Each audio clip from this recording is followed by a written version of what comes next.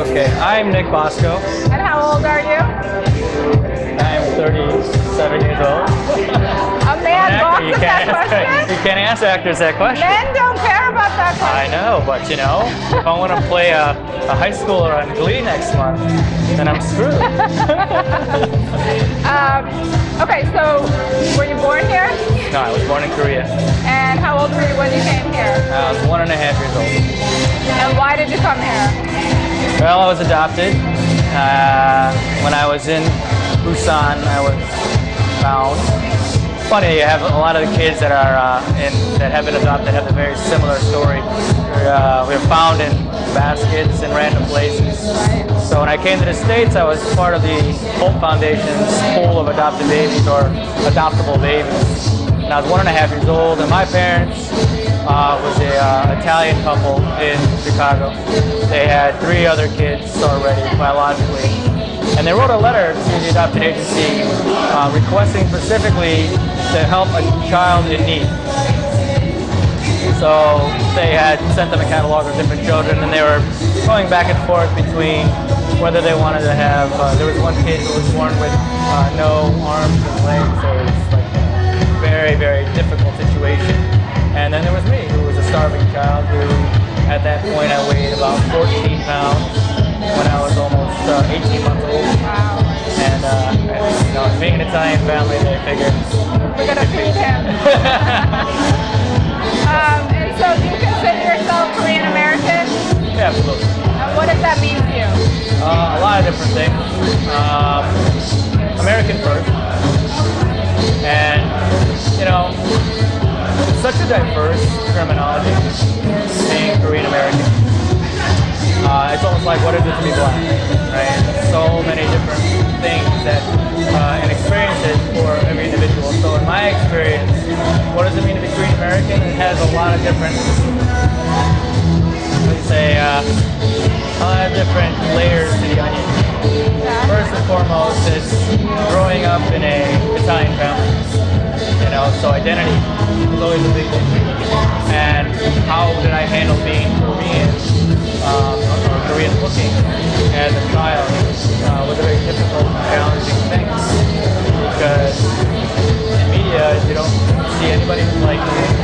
And when you do see people that are like you, they're portrayed in such wrong ways, such, you know, very negative portrayals of people that look like you. Outside of Bruce Lee, you know, up until recent times, you could really name on one hand how many Asian Americans or Asian people in general in the media have had an influence on your life as a Korean American male growing up in this day and age. So my rooms are not littered with posters of Asian American pop stars or K-pop stars or things like that. I had African American stars. I had Michael Jackson, Michael Jordan, I had Walter Payton. I had different athletes, different musicians, things like that. None of them were of Asian descent. So identity-wise, I wasn't in that. You'll find that I think a lot with the different adoptees that are brought up in Caucasian families or families that are not Asian American or Korean per se. So growing up with that was difficult. So what do you do for a career, for work? I'm an elementary school teacher. Okay. And is that something you always wanted to do? Yeah, actually I started out as an editing major for videos, but teaching was always what I wanted to do. There was just no money, but somehow I just got pulled back into it.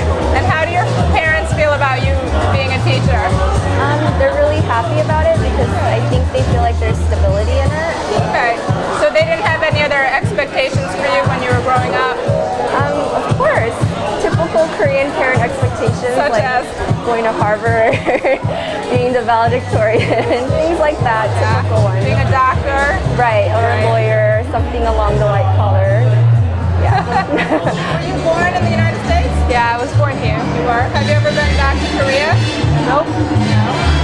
So what does it mean to you to be Korean American?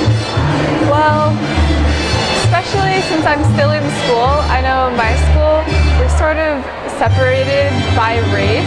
Like I hang around with a lot of Korean people, and the culture. I mean, I'm not big on the whole culture thing, but like being Korean, there's like a lot of inside jokes that you have with your Korean friends about like, I don't know, every Korean household has a kimchi refrigerator, especially for all your Korean food, and then... Do you guys have a kimchi refrigerator? Yeah, of course we do. I have the privilege and honor of showcasing a very special woman here today. She's made quite an impact in the Korean American community, and actually everywhere, for her passion and genuineness for Korean culture. She's really put Korea on the map in recent months, and she has a really unique background. She was born in Korea and lived there until she was 3, when she was adopted and came to live here or came to live in the States in suburban Virginia. She reunited with her Korean birth mother when she was 20, here in the city, here in this area, and found her calling in Korean cooking. This brings us to where she is now, host of the hit PBS show, The Kimchi Chronicles, and author of the corresponding cookbook, The Kimchi Chronicles. And she's traveled all around Korea, experiencing firsthand Korean culture and food like never before. So without further ado, I have the honor of introducing to you and celebrating KoKo Living's first Woman of the Year, Marja Vongerichten.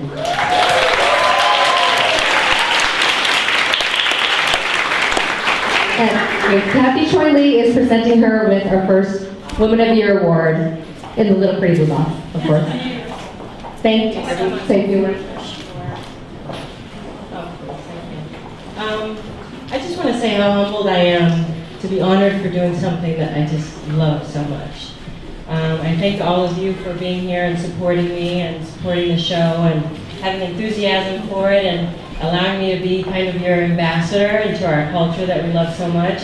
Thank you, KoKo Living, for showcasing all the talent that we bring and, give to the world. So thank you very much. I'm too humbled and I'm really so not deserving. Thank you.